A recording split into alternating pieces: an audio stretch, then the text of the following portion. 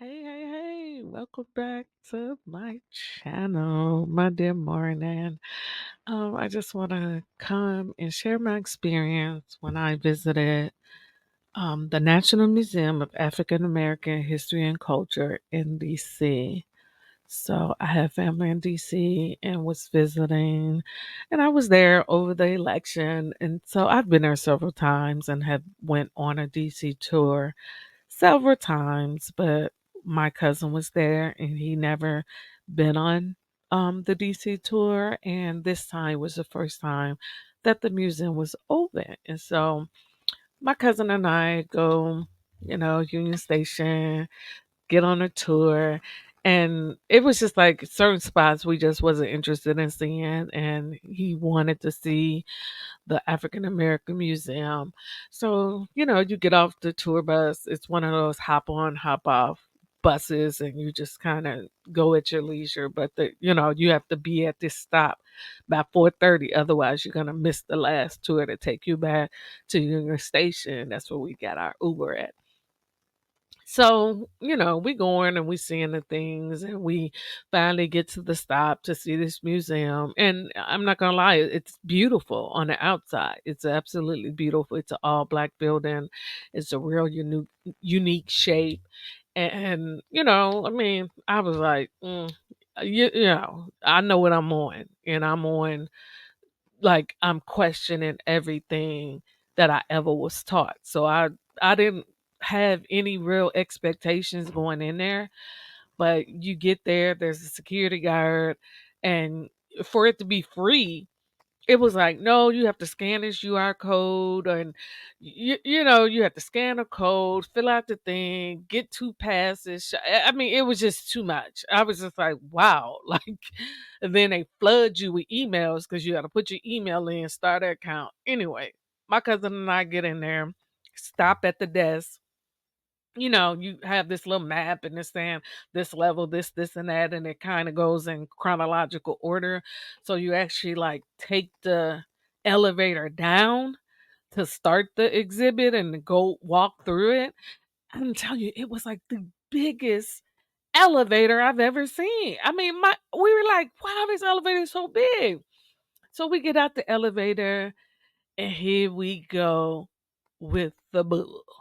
I mean, I was like, okay, here we go. I already knew. I could tell from the get go. And that's the thing. Like, once I got there, I was like, let me just take it all in and see what these people talking about and just give it a chance. So I didn't want to like take off my phone and start recording and taking pictures.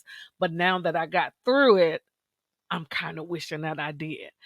Nevertheless, you going through, and of course, we were slaves. Oh my God, the slave ship, the mess. Oh my God, I was just so disgusted with the first floor that I was like, I just can't. I just can't.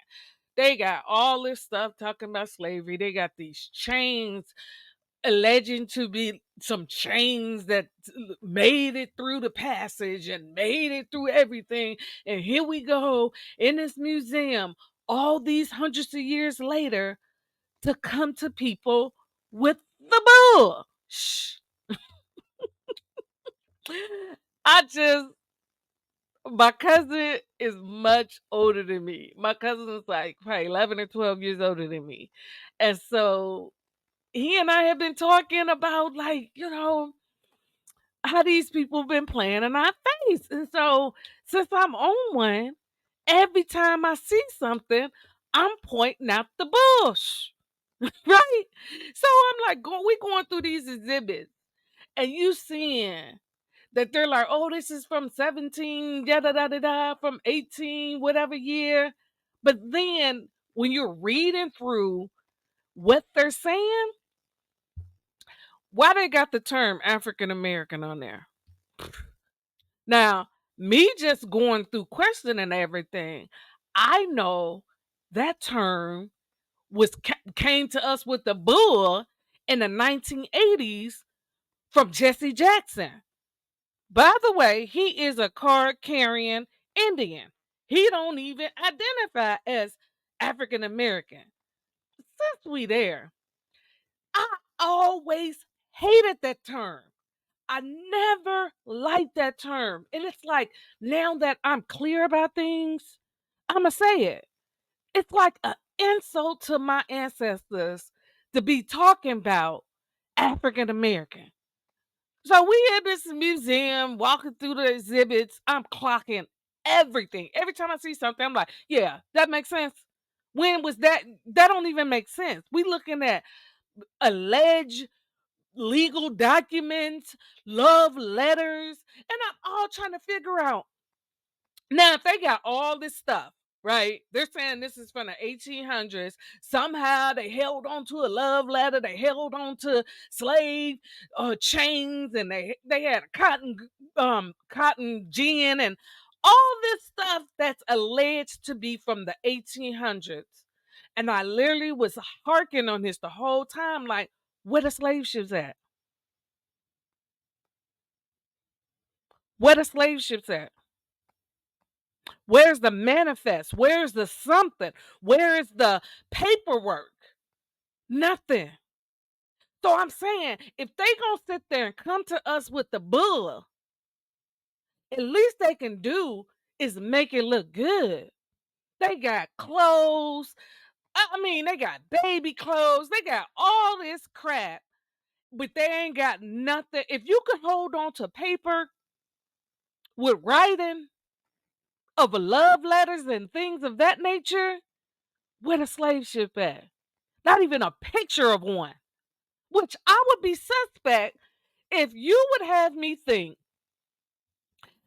in whatever year they claiming that they've been there, and the more and more I see videos and the more I dig down deep, and they're like, the mass produced slave ship that they are telling us wasn't produced until after slavery was over.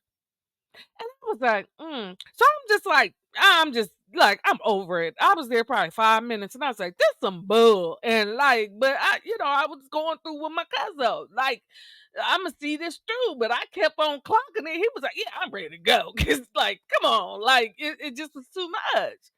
Cause all I'm saying is open your ass to the truth. And the truth of the matter, these people been playing in our face.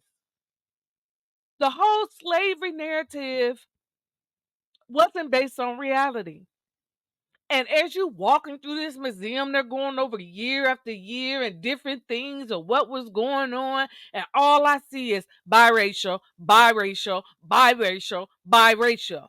So if you allegedly from Africa, and this is for to be the Black American citizen, why we got biracials up in our museum?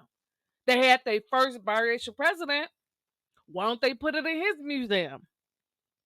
I am gatekeeping what it means to be Black American Indigenous woman. And if you don't have the same makeup as me, two Black parents, four Black grandparents, born here in America, please don't come up over here. The whole thing, like I was like having a conversation, was like, dang, if they can't even get the language right and we use our critical thinking skills, why in the world would I believe anything? Because the first thing I saw with this African American, that's not a term from the 80s, 1980s, but you would have me think in 1860 that was a term that was being used. We got to think, critically think. It doesn't make sense. And if it doesn't make sense, they're lying to us. They've been lying to us this entire time. I mean, it's one part that Diddy up in there.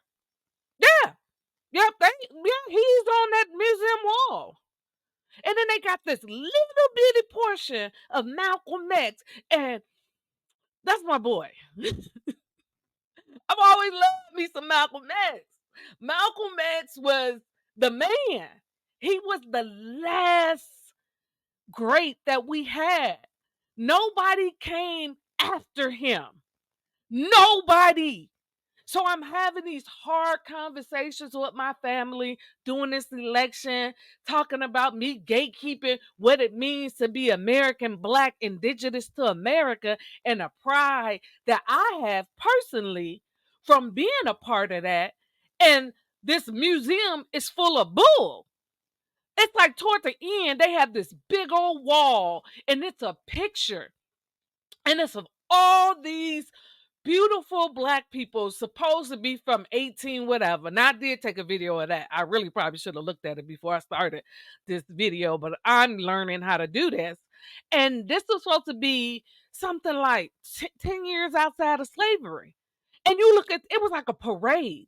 And I was telling my cousin, look how these people is dressed on nice clothes. Slavery where? A whole city? What are we talking about? How are you 10 years out of slavery and it's a whole town dedicated to Black people and everybody is well dressed, well put together? Where do you get the money from? Like, these are things that we need to really start having an honest conversation about, and I can't with the lies. I can't with the bull. You can't tell me that people got out of slavery and within less than a generation they got all this wealth, they got all this land, they got all this everything out of the chains. That's a lie. We were here. We are indigenous to this land, America. We ain't come from no Africa. I'm sitting up there like watching videos and reading stuff, and they're like, what don't make no sense is you want to tell me people from wherever get on a boat that wasn't made to after slavery. Okay, we just gonna go through the story that they telling us, right? So they get on the boat. Ooh, we found a magical land. Don't speak the language. Don't know nothing, and just somehow you convince all these people to go with you. You didn't have no weapons. Like you. How was you communicating to these people? And you kept going back, and you said millions of people was taken from a land and nobody spoke the language, put on boats that to this day, where are the slave ships? Where are they? Not one of them survived, but a piece of paper supposedly from this time of a love letter survived. One chain survived, but not one slave ship. And then they say back then it took 3-4 months to get from Africa to America. And you telling me they said the first slave ship carried 200 to 300 people? No water, no food, on some salt water for 4 months? That doesn't make sense. And if it don't make sense, it's because they've been lying to us. So that museum was full of it.